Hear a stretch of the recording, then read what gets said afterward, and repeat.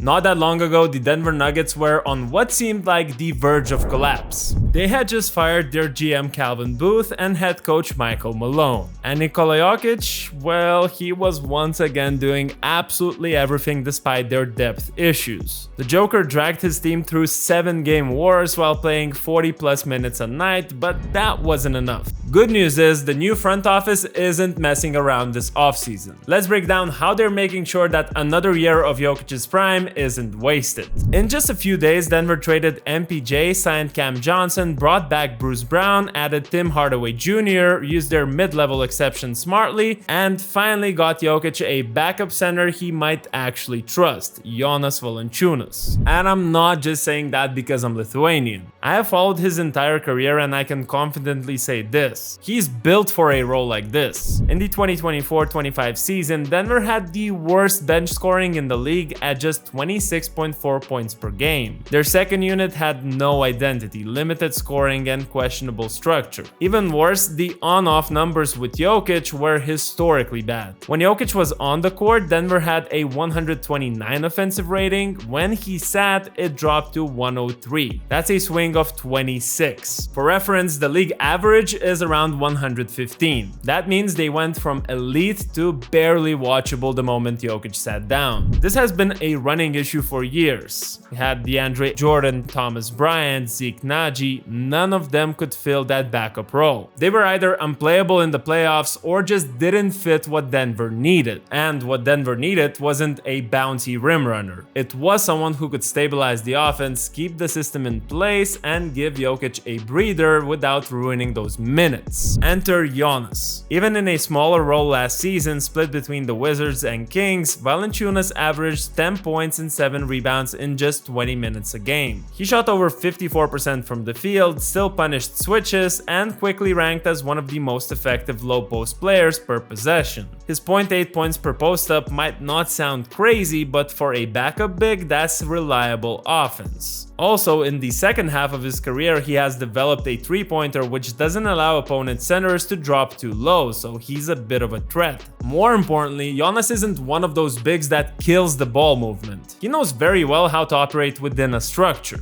His game is built around handoffs, high post actions, and screening. Definitely not a flashy player, but he's a solid big man you can trust. He knows how to move the ball, can find cutters sometimes, and play with a motion-heavy system. When Jokic goes out, they don't need to change everything. They just need to survive, and I think Jonas will allow them to do that. Before I continue, are you sure you want to keep watching this while unsubscribed? Maybe you do actually, that might have been a bit stupid. But hey, just subscribe, man. Just be a part of the Outside the NBA family and hear more NBA takes through our overseas understanding. Now back to the video. JV is also one of the best screeners by impact. He's been top 10 in screen assists per 36 minutes multiple times in his career. Valanciunas is not just setting picks, he's creating real space. I'm sure if you did a poll asking all current NBA players who sets the hardest screens right now, Jonas' name would be in the top 5 for sure. And in Denver's system, that opens up clean looks for cutters or pick and pops with the guards. It's subtle stuff, but it's what turns a broken possession into a bucket. And this is where I can speak from a more personal angle. As someone who's been following Jonas' career from his pro debut in 2010 to the NBA days, to the Lithuanian national team days, there's one thing I can tell you for sure.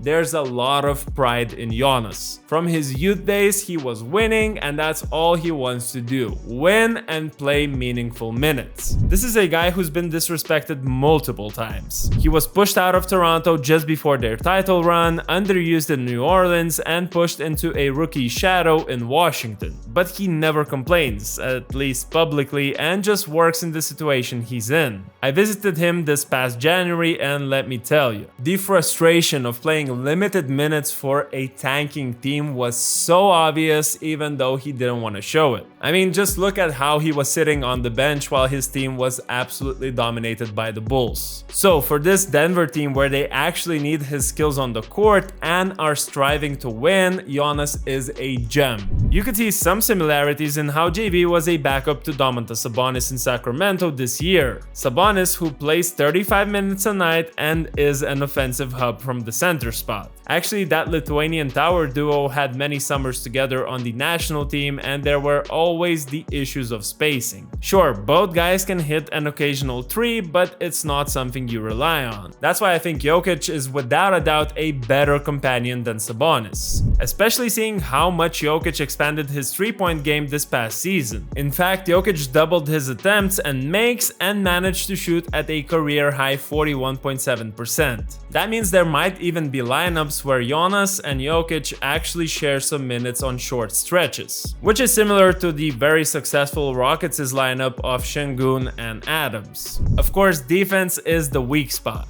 Giannis isn't a switch guy and he mostly plays drop coverage. In today's NBA, that is often a liability that gets exploited heavily. It's also partially the reason why JV's role and minutes have been going down as seasons go. But the good news is Denver already uses drop with Jokic, so the scheme doesn't have to change that much. And Giannis, while slower-footed, is a smart player. He positions well, boxes out like crazy, and doesn't make a lot of mental mistakes. For 15 to 20 minutes a night, that's more than enough. But of course, Jonas Valanciunas isn't even the most important piece here. Cam Johnson is. At first glance, moving off MPJ feels risky. He's younger, taller, and a better rebounder. But if you actually start looking at the numbers, especially the advanced ones, Cam is a much more reliable fit. Last season, Cam Johnson averaged 1.26 points per possession on catch and shoots compared to 121 from MPJ. On off screens, Cam was 1.08 while MPJ was 0.97. Those differences seem small, but in a Jokic system where shooters get a lot of open looks, they matter. And also, one thing we've seen in both Brooklyn and Phoenix is that unlike MPJ,